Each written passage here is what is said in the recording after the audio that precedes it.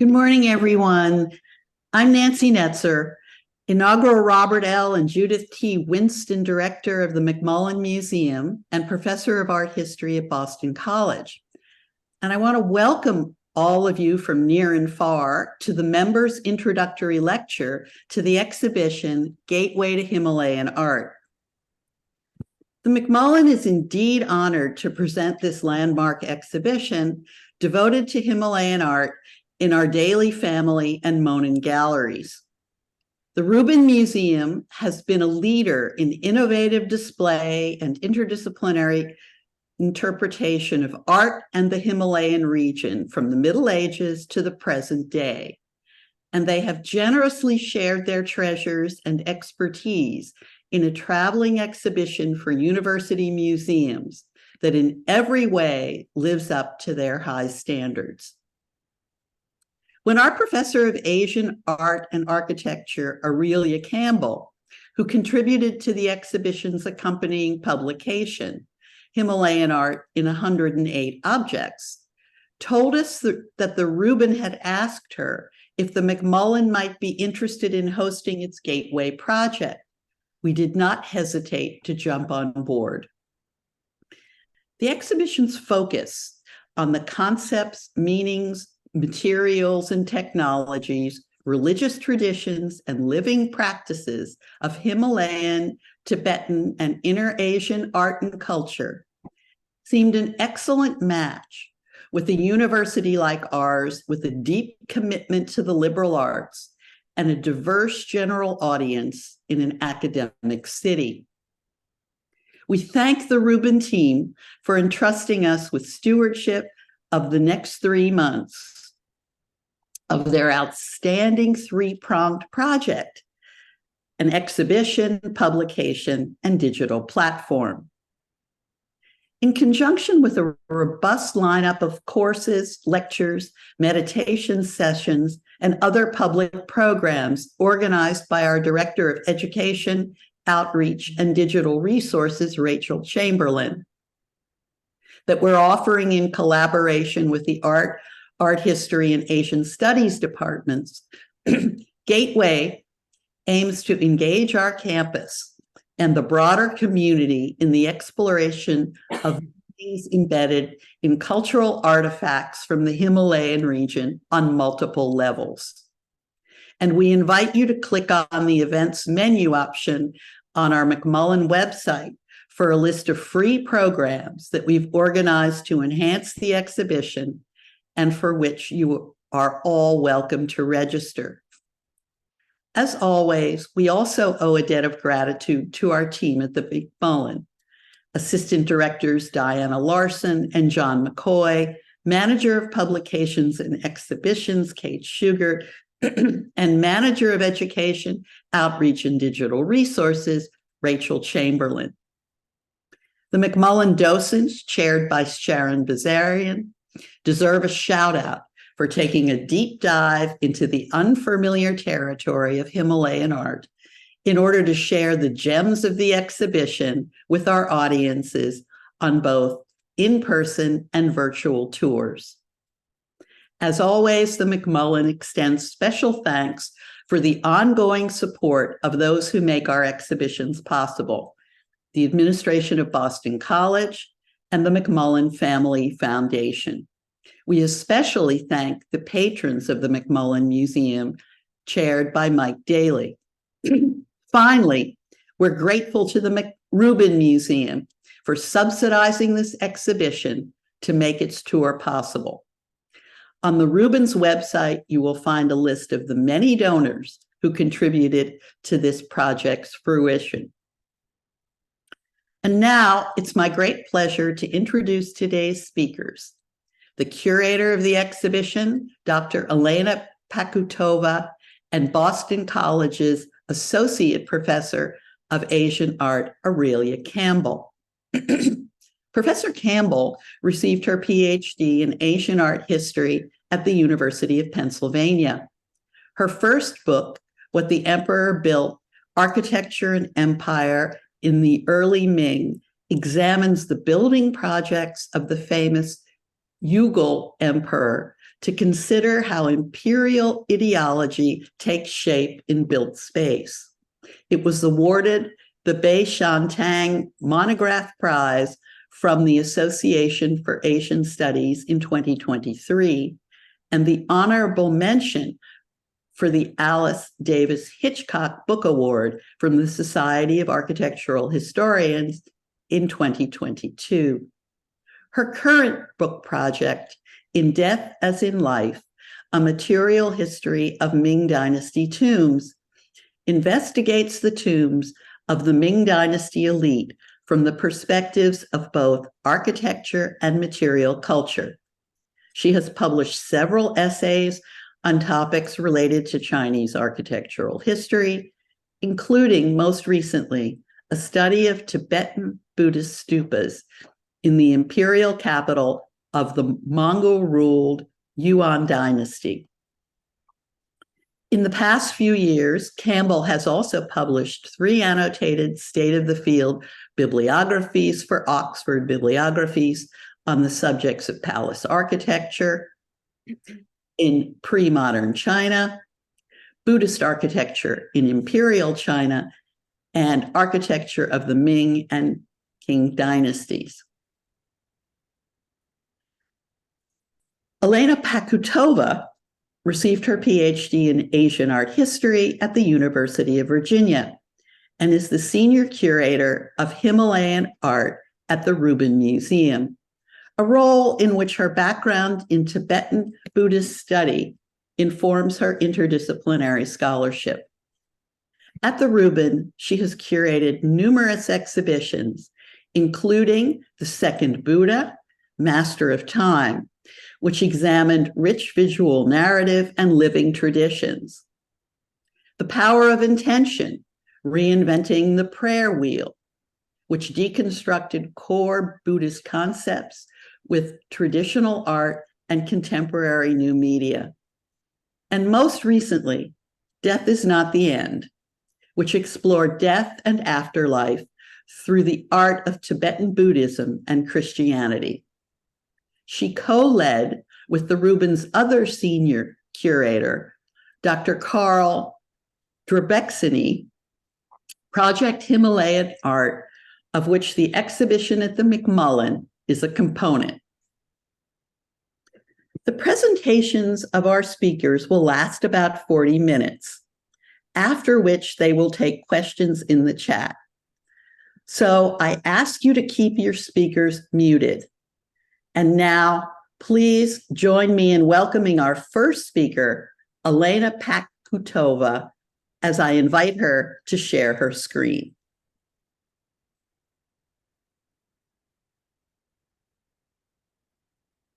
Thank you so much, Nancy, for this wonderful introduction.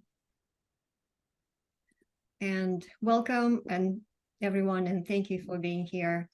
I'm honored to share with you the Rubin Museum's traveling exhibition that just opened, as you know, at McMullen Museum of Art. And I'm also going to give you a brief overview of what the exhibition is all about and its main themes. Before we explore the exhibition itself,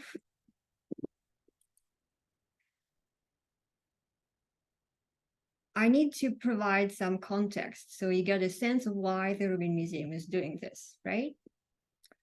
The exhibition is one part of a larger new initiative that has been in the works for several years and have launched this year. Project Himalayan Art is an interdisciplinary resource for learning about Himalayan, Tibetan, and Inner Asian art and cultures. This 3-part initiative, a publication, traveling exhibition, and digital platform, is designed to support the inclusion of these cultures into undergraduate teaching on Asia. The project focuses on cross-cultural exchange with Tibet at the center of reference and Buddhism as the thread that connects these diverse cultural regions where the art was created. The book, the exhibition, and the platform feature the agency of people who created, commissioned, and dedicated the art and artistic and ritual traditions still very much practiced today. We really hope that this is a significant contribution to the new and still developing field of the study of Himalayan art.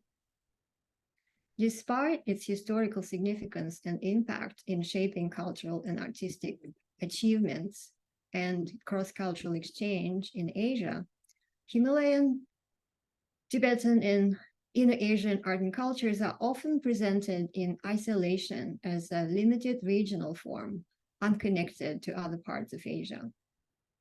It has been excluded from long-established introductory survey courses of the visual arts and cultures of Asia, due in large part to the lack of introductory resources for teaching. And Project Himalayan Art aims to remedy this. The publication, Himalayan Art in 108 Objects, takes an object-centered approach and features essays from 72 international scholars from various academic disciplines. These 108 essays highlight the cross-cultural connections and movement of people, things, traditions, ideas, and styles, and explore painting, sculptures, sites, architectural monuments, ritual objects, and more, dating from Neolithic to contemporary times. The publication is not a selection of the best hits of Himalayan art, nor is it a catalog of the traveling exhibition, but it is a comprehensive introduction to the art and cultures of diverse Himalayan regions.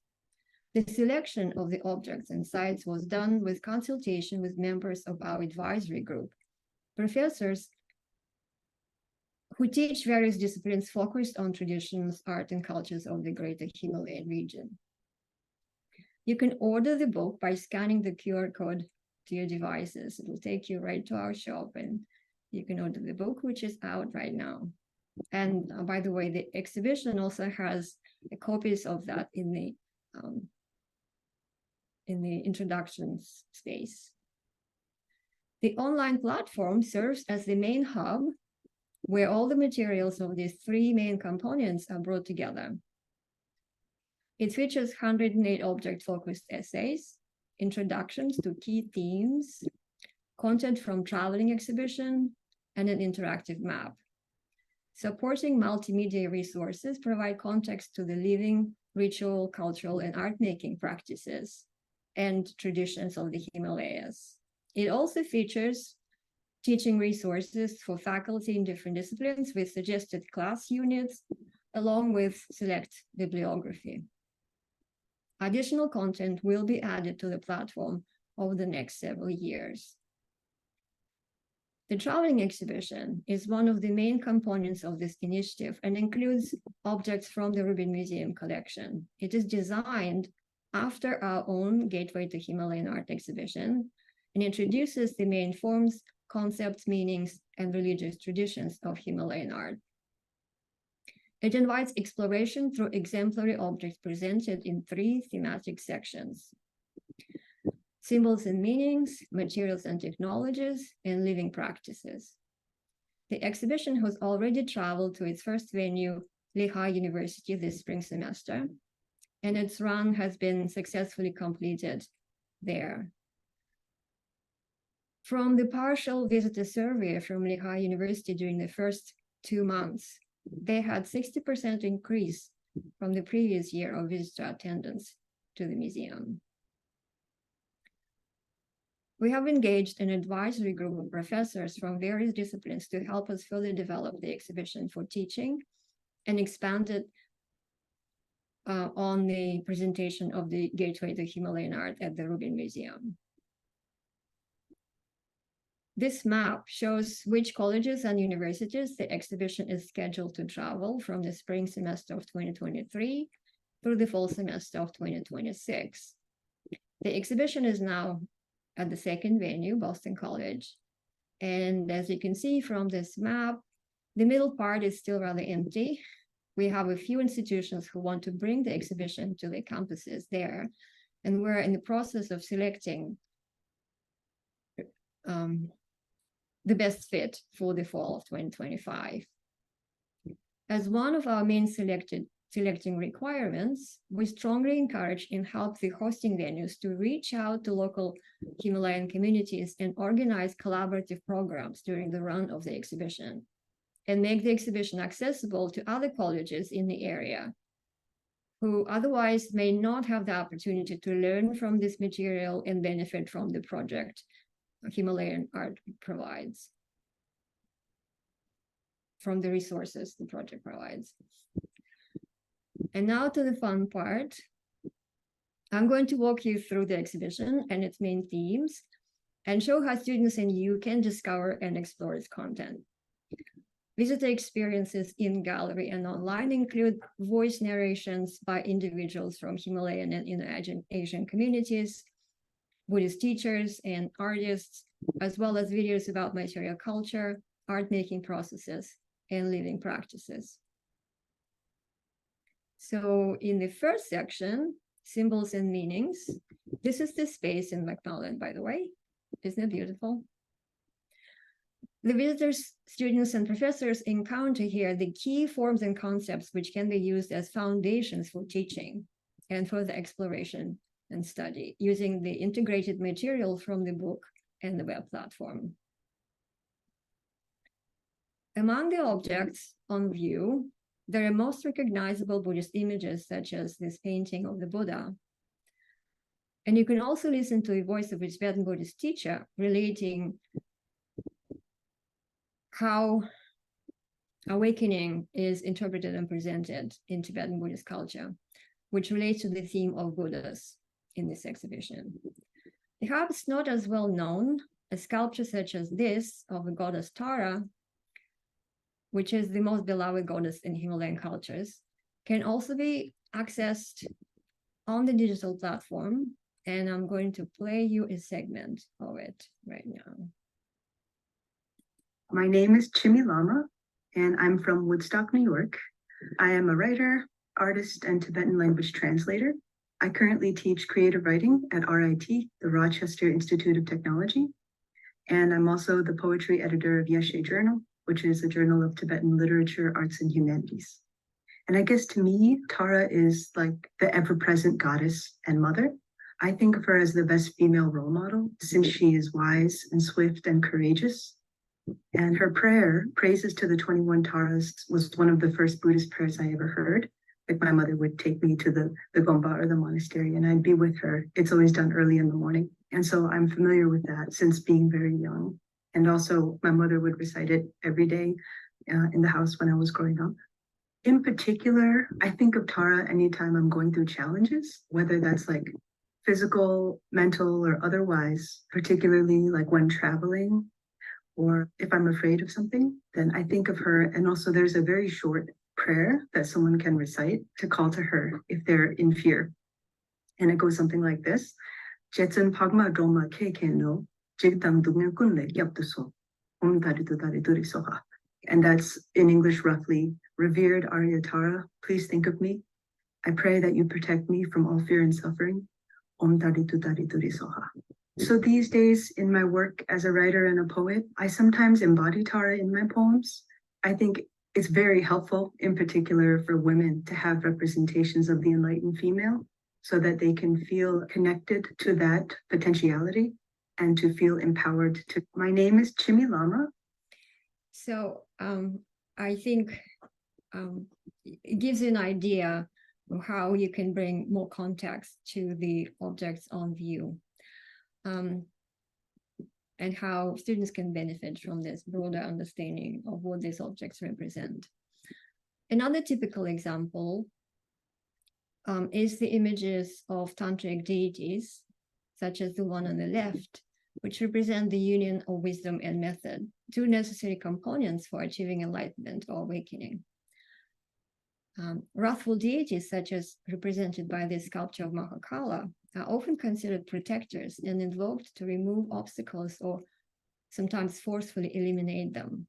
You see here another QR code with the book icon inside of it, which means that there is a related essay on the digital platform and the book about this deity. Here's an essay about the different sculpture of the same deity, Panjanath Mahakala, written by my colleague, Carl Debrizeni, and the role about this deity and this particular even sculpture that it provided as a protector of the Mongol court and state. The section Material and Technologies presents the methods of art production by mediums such as the processes of metal casting, tanka painting, and most importantly, voices of artists who practice these methods to demonstrate that these artistic traditions are thriving today. Living practices are an important aspect of the exhibition's presentation. These practices, from the techniques and processes of art making, knowledge of various materials, to the expertise and excellence of the artists and craftspeople, are showcased in the exhibition and online on the digital platform as well. You see here another QR code with an icon of an eye within it. This means that there is a video you can access, which will show you how metal cast sculptures are created in present-day Nepal in a workshop of artists and craftspeople in Patan. This is the video. I'm not going to play this. It's 15 minutes long, but I urge you to go online and watch it because it's really, really worth it. Another video is part of the gallery installation itself, and it's also on the digital platform too.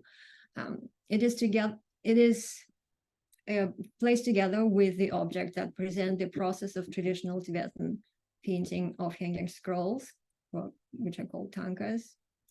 And the video features the artist Wuchung Nubga, who created the objects that demonstrate the process of tanka painting for the exhibition, where you can hear his thoughts and see the process unfold. You may know that things like these are not usually part of the art museum's installations, but would normally be displayed in ethnographic or anthropology museums. But from our Gateway to Himalayan Art exhibition, these particular installations of the artistic processes have received a lot of attention from all sorts of visitors, because once you see how much time, attention, skill, and dedication are invested in making the art you see around you, you actually appreciate art and the skill of the artists and craftspeople who created the art much more. The Living Practices section presents the art in cultural context, explaining through examples on view the reasons these objects were commissioned, as well as the current cultural practices. These include not only strictly religious goals, but secular concerns as well, such as prosperity, long life, and well-being, and could be attractive to anyone interested in wellness and other such topics. Ritual plays an important role in Himalayan cultures, and often art is produced to commemorate important event in a life cycle, whether it is to help someone heal and get well, or make sure that the next life of the loved one who is passed away is a good rebirth, or to celebrate achieving a certain age, like in this painting. In Nepal, when someone reaches the age of 77, 7 months and 7 weeks, they are celebrated because they transcend the ordinary human state and gain more wisdom and thus respect from their family and everyone around. You can see here the chariot procession in the lower part of the painting, in which the person who is celebrated is carried around the stupa, and there is a priest performing a ritual which acknowledges and celebrates that momentous occasion. So families would commission works like that to commemorate these events. And that's what we have here in the exhibition. As you can see, there is also a QR code that indicates that there's an essay related to this type of art objects and this specific ritual, which you can access and learn more. Tibetan medical sciences have a long tradition of what is now referred to as holistic medicine. Tibetan medicine takes into account everything, not only the body's ails elements and composition, but also mind, environment, food, etc. A set of paintings originally commissioned and created in the 17th century to systematize Tibetan medical knowledge, to make it easier for students of medicine to learn about and memorize the texts, has been copied and reproduced numerous times. Here we also have a connection to the voice of Tibetan doctor, as you can see from the QR code with headphones. And there's also an essay in the publication and on the digital platform about this set of paintings written by a medical anthropologist.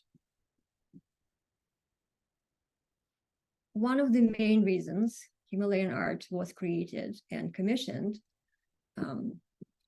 in most of the Himalayan cultures was to help achieve religious goals. You have all probably heard of mandalas. Here's one example of a mandala you see on the right. They are usually created as visual aids to initiate a person into specific tantric practice, which involves visualization. The image on the left is of a Buddhist deity Vairochana, which is also a subject of an animation created from drawings of a Tibetan artist to illustrate the process of visualization focused on this specific deity.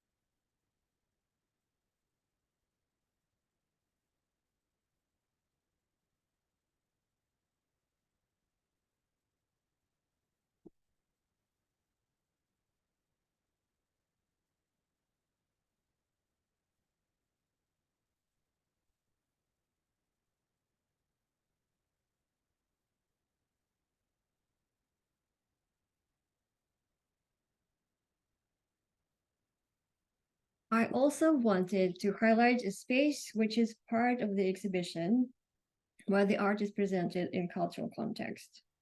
Here you see a Tibetan shrine cabinet with several sculptures and a wrapped up religious books on top shelf. 2 battle lamps and incense, as well as the sounds of monks and nuns chanting, are also part of this installation.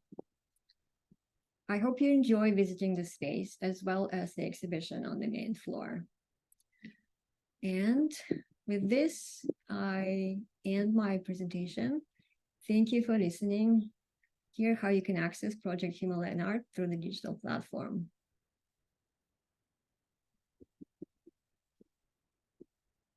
And I will stop sharing now and pass it on to Aurelia. Okay, I will share my screen now.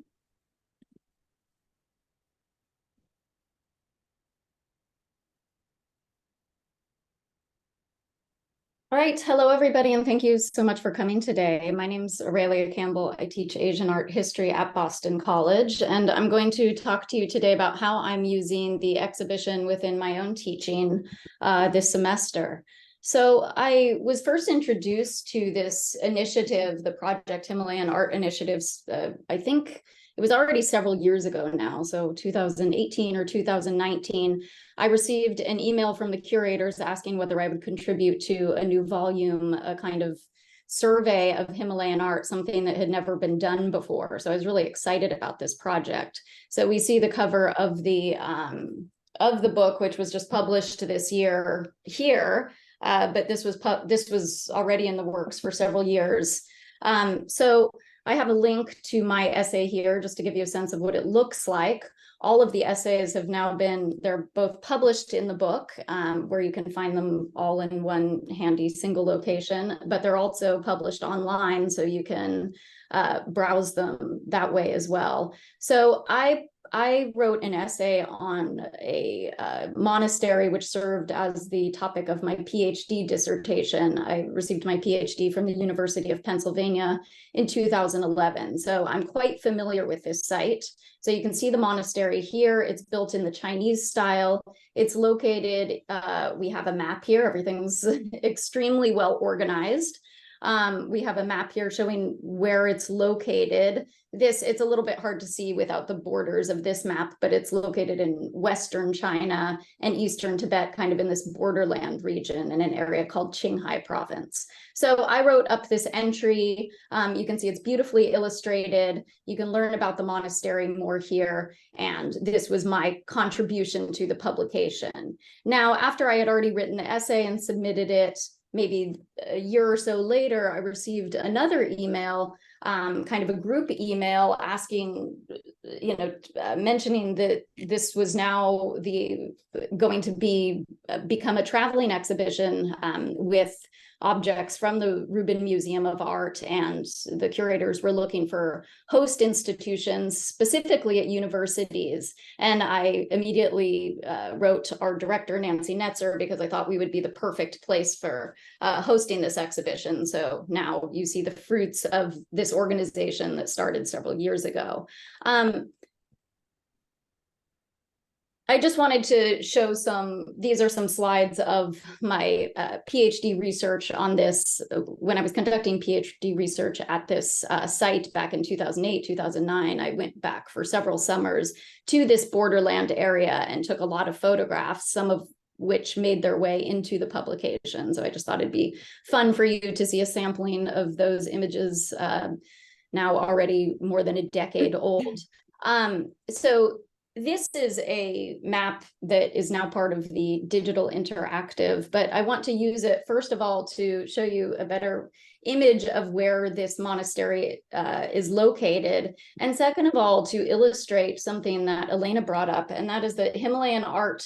So here are the Himalayas. Here's we all know Mount Everest. We all know of the Himalayas. Here they are on this map, but you can see that that Himalayan art, or Tibetan Buddhist art, might be another term for it, extended much further than just this geographical region and far into various parts of China, Mongolia, Nepal, and elsewhere. So what we call Himalayan art actually extended well beyond the area of the Himalayas and into China, and that is the site on which I wrote my dissertation.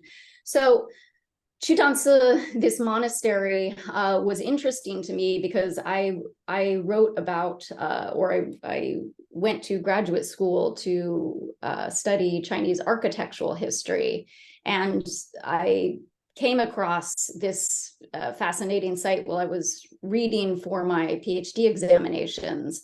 It's interesting because it was supported by Ming emperors. So here's the Ming Dynasty capital in Beijing. So you can see the great distances in between these two areas. And yet here in the Sino-Tibetan frontier area, we see this gorgeous palatial Chinese style monastery, but full of Tibetan Buddhist objects preserved. So I had a lot of questions about it. Why would the emperors patronize this site?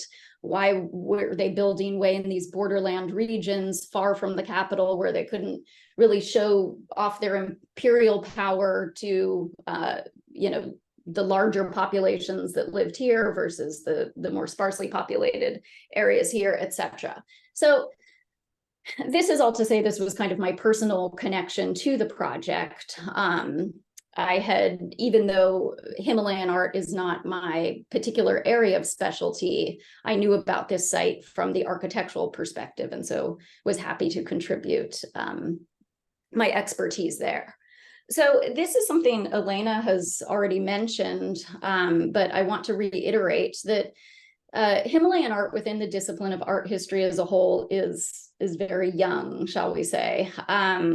So Elena had mentioned that it's not really usually part of the university curriculums in art history. So if you declare an art history major as an undergraduate and you take this big global survey, you almost certainly aren't going to learn very much about Himalayan art. You probably won't even learn anything. So the discipline of art history is very Western focused. And then the more global perspective that's being adopted more recently still, generally speaking, neglects this huge chunk of the world. So this initiative of creating this kind of textbook and all sorts of programming and having this exhibition travel to university museums in particular is a really fantastic idea and a fantastic opportunity to start getting students in particular thinking about this material from a part of the world that they may not otherwise be exposed to during their university careers. So that's one side of how Himalayan art is kind of left out of the discipline of art history. Another side is in relation to scholarship. So on the screen here, I have the covers of 3 different relatively recent, so in the last 15 years or so, monographs, so single authored publications that touch upon Himalayan art. The first 2 we see here are Himalayan art or Tibetan Buddhist art in China, and then this one deals with Tibetan Buddhist art in Tibet and early Indo-Tibetan Buddhist art. But I'm showing you these examples just to illustrate the fact that this is rare. Actually, a lot of scholarship in English on the art of the Himalayan regions is mainly found in exhibition catalogs. And for many years, it was kind of targeted to collectors. So only within the past decade or so have scholars started to become specialists in Himalayan art and are publishing, say, single monographs on topics related to Himalayan art. Of course, the 2 issues are closely interconnected because if Himalayan art isn't taught in universities, then you don't have graduate programs that can train students that can then go on and then themselves become professors in Himalayan art.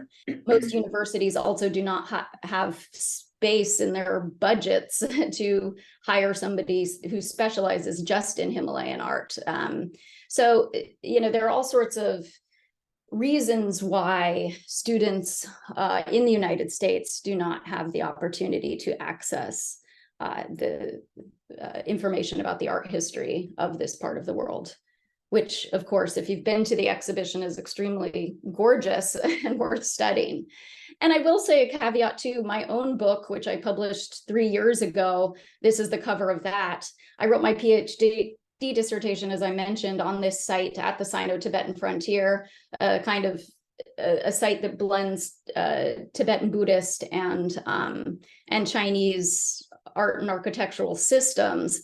And yet when I wrote my own book, that focus of my PhD dissertation became reduced just to 1 chapter. And part of that was strategic on my part, because I thought that I wouldn't, if I only wrote a whole monograph on this one site, which is, historically marginalized, both geographically and in terms of the discipline, I wouldn't get the same readership. So I refocused the subject of my own book to make Chutansa, this monastery, just one site among several others that I discussed in relation to imperial Ming Dynasty architectural patronage. And the other sites were much closely much more geographically connected to the imperial political and then also the economic centers of China during the Ming Dynasty. So in my own work, I also, I think, inadvertently remarginalized this area that as a PhD student, I tried to really draw attention to. Okay, so Himalayan art in Boston does exist. Here are 2 tanka paintings. That means paintings on cloth, religious, largely Buddhist paintings on cloth from the collection of the MFA in Boston. So the MFA actually this has all been collected by Jeff Watt in a scholar of Tibetan Buddhist art in a helpful online resource, Himalayan art resource. So you can see there are pages of some of the objects in the collection of the Museum of Fine Arts, Boston. The problem is, even though they have a really robust and splendid collection of artifacts, we don't actually see them on display most of the time. And, you know, Harvard Art Museums also has some Himalayan art objects in their collection, but they usually don't exhibit, none of these museums ever exhibit the whole corpus of Himalayan art at once. So having this kind of amount of Himalayan objects in one place within the Boston area is really, it's the first time it's ever happened. So you don't have to travel to New York to the Rubin Museum of Art to see this fantastic collection all in one place. So here's a nice image, nice photograph of the McMullen Museum of Art. I should say that I think it's the perfect scale. We have 2 large galleries. It's the perfect scale to host an exhibition of this size. And it's, of course, right in our backyard and the students' backyard. So I want to turn to the kind of last half of my talk today to discussing more specifically how the exhibition, I'm using the exhibition in teaching this semester. So once I knew that we were hosting the Gateway to Himalayan Art exhibition in the fall of 2023, I reached out to a colleague in the theology department who teaches Buddhism, and I asked whether he would be interested in co-teaching a class. So this is a specific type of class at Boston College known as, they're called Enduring Questions and Complex Problems. They're interdisciplinary by design. So ours is art history, combines the disciplines of art history and theology. Students will get a core credit. The core is a big part of the Boston College curriculum. They'll get 1 core credit in the arts and 1 core credit in theology. So they're exposed to the disciplinary methods as well as the content, the content about which our classes, on which our class is focused. So we came up with the idea to co-teach a class for this freshman-oriented Enduring Questions class on responses to suffering. So this is an important kind of fundamental teaching in Buddhism. They're known as the 4 Noble Truths. Supposedly the Buddha preached that the first thing he said is all life is suffering. And number 2, suffering comes from desire. And then 3, there's a way to alleviate suffering. And how do you do that? Well, number 4, you have to follow the Buddhist path. And so right intention, right speech, right livelihood. There are 8 ways in which you can practice Buddhism and hope to eventually reach enlightenment and then finally transcend this endless cycle of death and rebirth that we're all a part of, known as samsara. So we took this fundamental issue of suffering and designed our class around that. So I'm teaching artistic and ritual responses to suffering, and Matthew Vail is teaching contemplative responses to suffering. So the students get these can understand the religion in practice through art history, and then from a philosophical and theological perspective through his class. All right. So this again reiterates what Elena said, that this is more than just a traveling exhibition, much more than just a traveling exhibition. So there are 3 parts of this initiative. One is the exhibition that we now have at the McMullen. The second is this publication that I mentioned to you, which I contributed an essay to, which exists in both physical and digital forms. And then finally, there's a digital platform, which Elena had already introduced you to, but that includes just an incredible amount of teaching resources, audio, video. I mean, you can really without even taking a class, you can take your own crash course in Himalayan art just by visiting and exploring that website. It's so well designed and so informative, so helpful and so informative in teaching these basic concepts. So I will say that I'm using all of them in my teaching this semester. So that said, this Responses to Suffering class, I use about a third of the material focuses on Himalayan art because my expertise is in East Asia, so China, Korea, Japan. So I also have a lot of content that deals with those regions, as well as India, which was the origin of, which is where the Buddha lived and preached, and the origin of Buddhist art. But I incorporate all of these components of the exhibition into my class. So I will now turn to a few ways in which I have a few exercises I have done or planned to do within this class that incorporate the materials from the exhibition.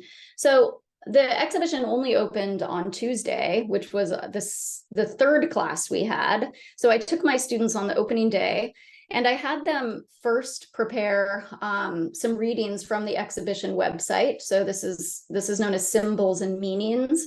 What I wanted them to do was read through each of these. So you can click on each of these, get more information about who Buddhas are, what they are, how they're represented. Same with bodhisattvas. These are terms that most of the students had no prior knowledge of, so they start learning what a bodhisattva is in contrast to a Buddha and how they're represented differently. Also tantric deities, female deities, wrathful deities, and so on. So I had the students prepare those for readings so they would get a sense of what the massive kind of pantheon and different types of deities we see within Buddhist art, and especially Himalayan Buddhist art. I then had us in the museum do an exercise that focused on close looking and visual analysis, because part of art history is getting ourselves trained in how to use images and objects and buildings and spaces as a tool for evidence. So not only can information come from texts, which we usually think of as a source for evidence, but also this great body of material evidence that history has left behind. So I had the students choose a statue or two statues and compare them, or choose two paintings and compare them. But I followed up on Thursday with these two images from the exhibition on the screen, and I'll just repeat some of the points I wanted to make to my students there. So we just started the class. These students don't know a ton about Buddhism. They know almost nothing about Buddhism, almost nothing about Buddhist art. But that doesn't matter to start with. When we're just trying to train visual analysis, we don't need a huge text to tell us a bunch of information. We can actually learn a bunch of information just by looking at the objects. So I wanted to highlight, for instance, the difference between how statues function versus how paintings function. So students already got used to talking just by looking at these two images about how this statue is about this big, so you can hold it in your hand. You can see it's cast in metal. It's gilt bronze, but for the viewer who doesn't know that, it looks gold. So it looks expensive. It invites you to touch it. So it's in the 3 dimensions. So you have this very kind of, you can imagine that the viewer might even hold it, or at least have a very kind of close personal connection with it. The Buddha is gazing out directly at the viewer. So there's this kind of immediate kind of one-on-one personal relationship between the statue and the viewer. So again, you don't need to know which Buddha this is, what this particular hand gesture means, what he's holding, to start understanding how these objects may have been used differently from each other. This here is, of course, much more complicated. It has not just a central image who say we don't know who he is. We immediately see these flames. We see his his necklace made out of skulls, and his belt made out of human heads. We can see the dark colors and the gold. He's awe-inspiring. He's powerful. He looks wrathful. This is clearly meant to evoke power, or evoke a sense of awe in a way that this isn't. You're more invited to connect to this image.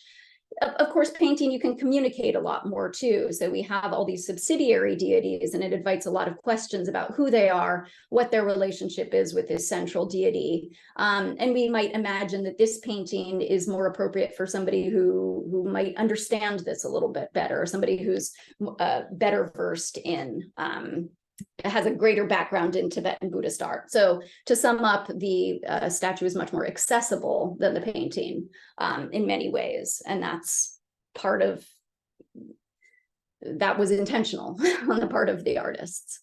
Okay, so I will go through the others very quickly. I'm doing some exercises. I haven't done them yet. For instance, we're looking at this so-called wheel of life or wheel of existence, which is in the exhibition. Students will be reading an essay on it from the museum publication. Then I'm going to do an in-class creative assignment where the students make their own wheel of existence based on their own personal backgrounds. So the idea is to get students to reflect more deeply on the material by linking it to their own experiences. So this is the assignment. And I have examples of a colleague who has done this exercise in the past. So you can see what her students did is quite extraordinary. And you can see that they've incorporated visual elements from their own lives and their own surroundings into this more traditional form. And then I'm having my students write an accompanying paper explaining their choices. So I will also consider the important question of how this art was made. And this is also something that my colleagues in studio art and also art history, they could greatly benefit from using this in a cross-cultural way. So I'm going to take them to the first students will read the importance of producing images in the Buddhist context to get merit, which eventually goes towards karmic rewards in the next life, in this life and the next life. So they're going to read an essay on the importance of producing works of art, and then we'll go to the museum and students will look at the various ways in which this art is produced. And I want to, Elena made a really good point in her presentation that these are part of living traditions. We're not just looking at art from the past. There are workshops still in Nepal, in parts of China, that artists are very much active in this tradition of image making for all the temples and devotees that still exist. We're also in our class having a guided meditation in the museums and a guided teaching by John McCransky, who's an ordained Lama, and he's a now retired professor in theology, specializing in Tibetan Buddhism at Boston College. So students will be able to see how how works of art like this were actually used in religious practice.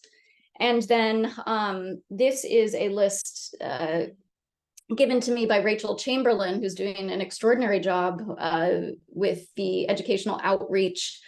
So I'll just read a few of these things here.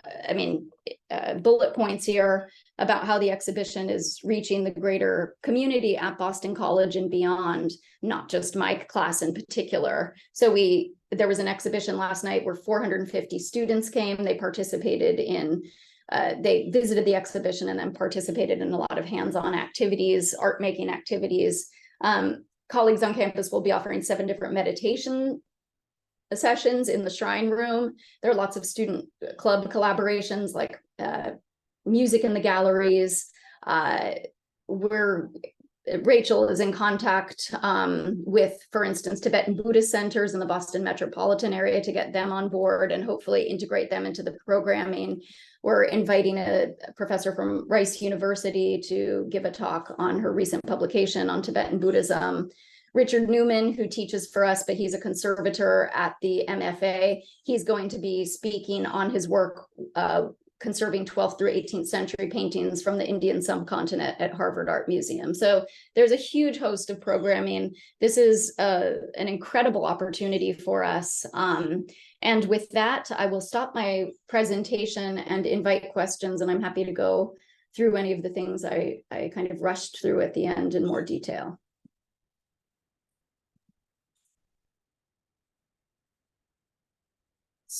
So thank you both for this these most illuminating introductions to Gateway to Himalayan Art. And I think all of us who were lucky enough to hear your presentations this morning have a good sense of how beautifully crafted this exhibition is, how user-friendly it is, and how richly informative it is on so many levels. And I'm going to look at the chat now and see, I'm not sure we have any questions yet, but please put your questions in there. And maybe I will start out actually by asking Elena how this exhibition differs or is similar to what you have on display in New York permanently. Thank you, Nancy. It's a very good question. As I mentioned, we had advisory group also gathered specifically for the exhibition to develop it a little bit more conceptually suited for teaching and to expand various themes that are represented in the exhibition. So what you have is actually much more diverse in terms of what you find in the exhibition, especially in the third section and in the second section, because these are the areas of expansion where we've included more materials and techniques with which art is created, such as things created on paper, woodblock printing, and so forth, manuscript production, and also painting from the woodblock printing compositions, which are not, because we didn't have space in our gallery to have that. But luckily now, because of the digital platform, you can still access these things using your personal devices or just online at the computer. In the third section, living practices, there is also, as I showed, there is a lot of material that deals specifically with wellness or well-being, medical tankas. There's 2 sets of doctors' instruments and more examples of narrative paintings. And also, I think in the first section, we have a little bit more expanded presentation of how humans were represented in Himalayan art. Whereas in our exhibition space, we only have 4 sculptures. Here you have so whole range of different paintings that represent different teachers of traditions in Buddhist culture, as well as some sculpture. So especially for people who are teaching Buddhism and Buddhist practices, you can zero in on any of these various expansions and design a whole course around it, if you will. You can teach about biographies, or biographical writing and representation of life histories, for example, using just the section of humans. Or you can teach how medicine is used holistically in Tibetan culture and Himalayan cultures from really, really long time ago. So these things do not really exist yet at the Rubin Museum, but they exist here at Boston College McMullen Museum. So you're very lucky to have that. And I hope whoever comes and professors from different disciplines and not necessarily only from Boston College can benefit from these resources that we provide. Well, I'm sure they will. And thank you. That was a really enlightening explanation. And we're honored to have such an expanded exhibition at Boston College. Well, luckily you have the space for it, right? Yes, we do indeed. I have a couple of questions in the chat, one from Rachel. And she says, we've already had a couple visitors point to the drapery over a number of the paintings, including the Tanka painting in the back room. Why is this drapery included? And what is its significance? Well, the fabric around the paintings, there's, I think, one large painting in the third section that shows the medicine Buddha's palace. Yeah, it is a traditional framing for paintings because they're usually not framed in wood. They are framed in this textile, often brocades, and so that they can be rolled up.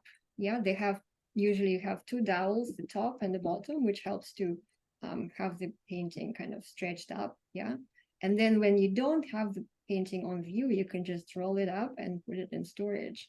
So they are portable paintings, scroll paintings, and that's why they have this fabric around them. I want to say that in the galleries, several of my students gravitated towards a painting that wasn't just framed in the way that most of the paintings in the exhibition are, but framed in a way that shows the dowels and shows how you were able to roll it up. And they were really fascinated by that. And I loved that you included that as well, because it's the whole object. And then we also paused to think about how that method of storage may have damaged the painting, or you could see some wear. But for me, it was exciting just to see this, how you could roll it up, take it with you, store it away in a tiny space, and how these paintings were not just meant to be hung on the wall, but they were actually objects to be touched and rolled and unrolled and used in different ritual contexts and for take them out when you need to evoke a certain deity, that kind of thing. Yes. Well, the reason we have a lot of the paintings in frames is because it's much easier to put something on the wall if you have a frame, rather than to have all this process of taking the veil off, putting it up and measuring the way how to hang it, and then have a little plexiglass protecting it. So yeah, but I completely, absolutely agree with you about the material effect of the paintings and the format of the paintings being scrolls, and they were highly portable, and they were also easily stored, because actually not all of the paintings were shown all the time. There's another question that's sort of a follow-up to this from Elaine Stein-Cummins, who asks, there is additional drapery on the top of at least one of the Tanka paintings. And does this signify something different? Yes, it's a veil. Normally, it will be just hung on top of the painted surface. And it's usually used for protection, because if you think of the ritual use of the paintings, there would be a butter lamps in front with the incense burning. So a lot of this heat and smoke, and also insects and so forth. Another consideration is that not all the paintings, especially paintings that show tantric deities or wrathful deities, were supposed to be viewed openly by anyone. You were only allowed to see that if you had, most of the time, if you had a specific initiation into the practice that is focused on that particular deity.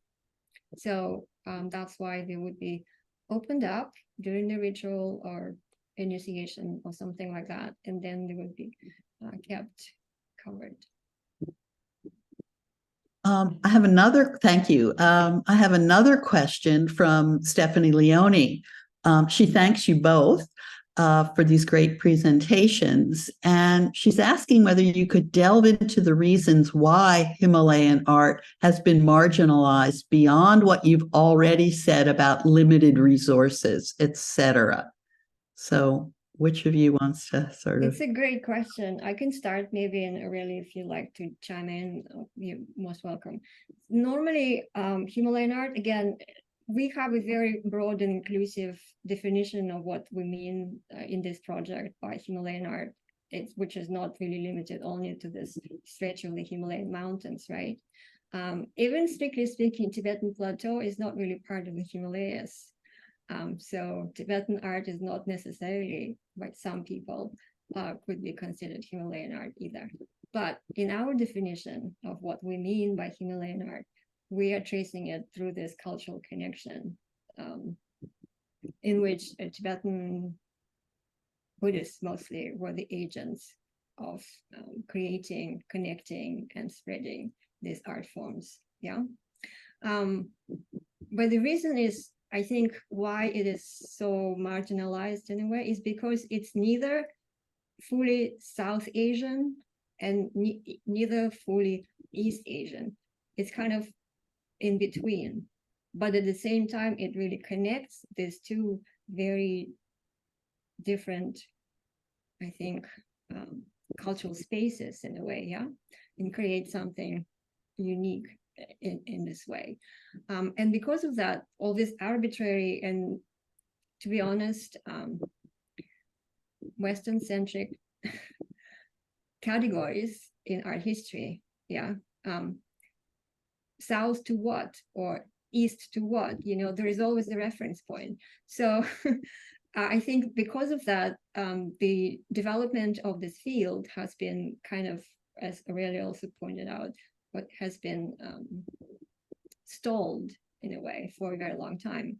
And what the Rubin is trying to do, we're trying to promote it as the field of study to expose as many people and students to learning about it in the hopes that it actually can generate inspiration, very deep interest, and maybe create a proper study programs where you can really study Himalayan art in all of its complexity and cross-cultural connections, and, you know, and benefit the whole holistic understanding of what the Asian art and cultures are.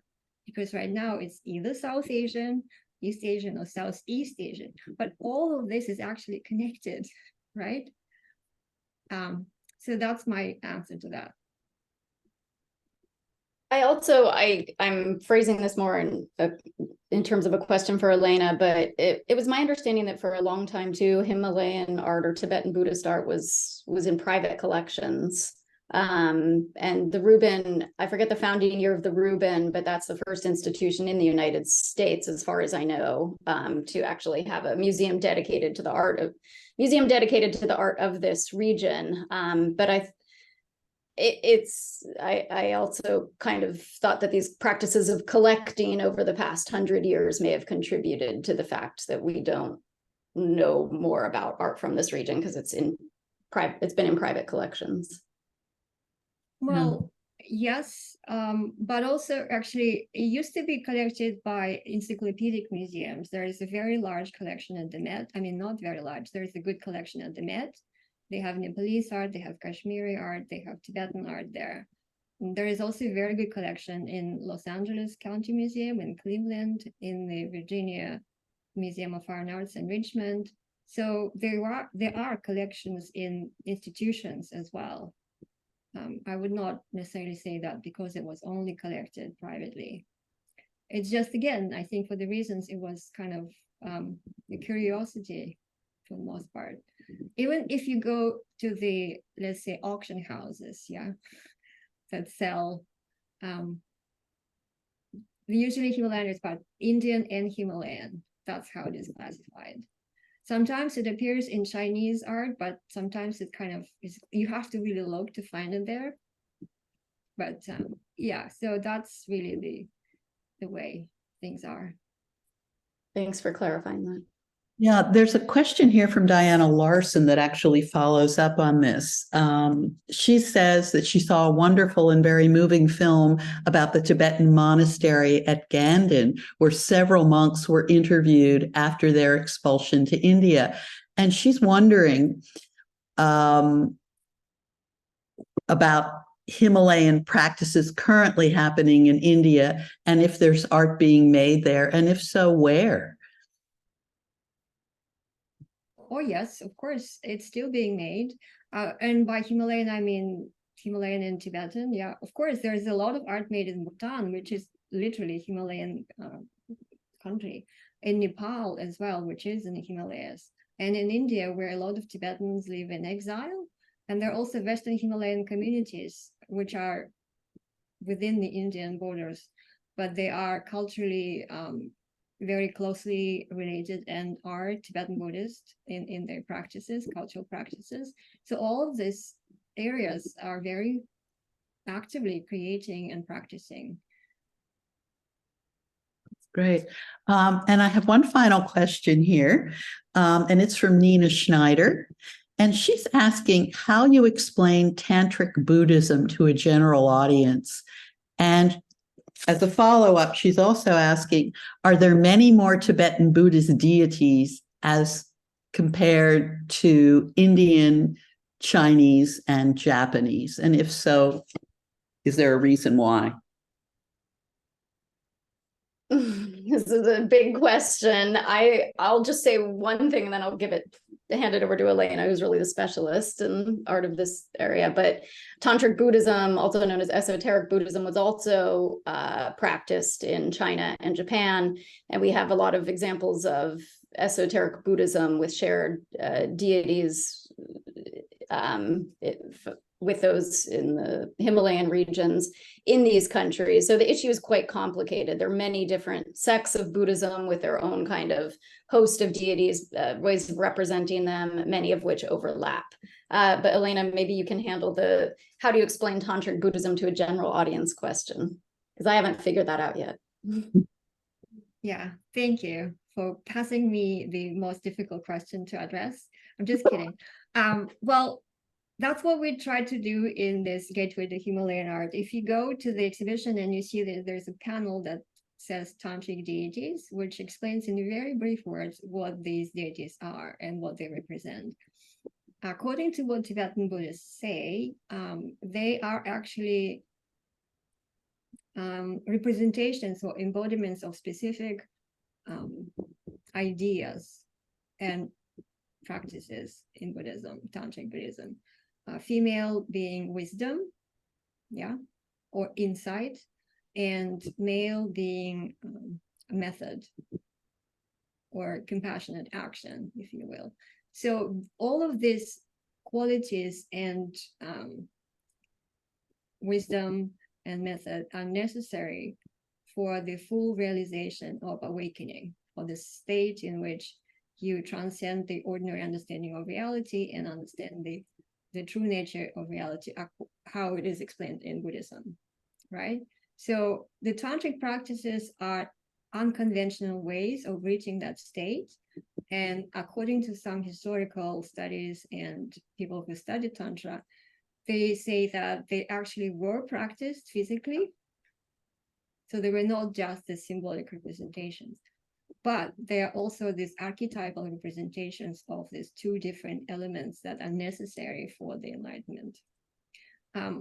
When I said they were actually practiced, is because, again, it's related to medicine and tantric Buddhist practices, which engage subtle energies, energetic channels in the body, breathing, and so forth. So I'm not specialist, and I'm not at liberty to explain more, but this is how it is explained.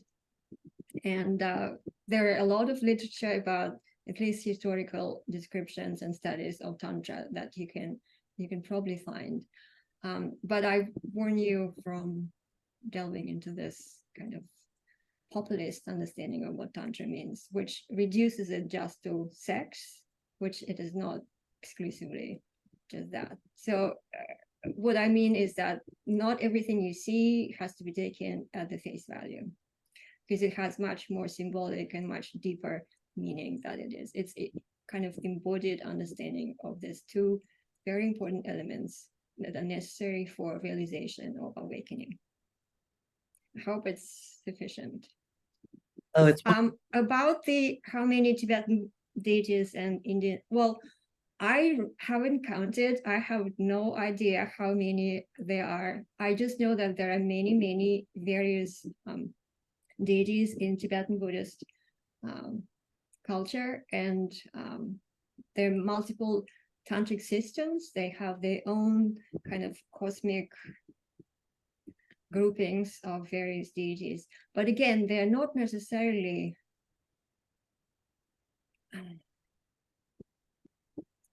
this real entities that exist somewhere. Yeah, there are meant to be evoking various qualities, psycho qualities and mental qualities and insight from the practitioners, right? So there's always a relationship between what you imagine as an object of that practice and what you are doing as your own as a practitioner.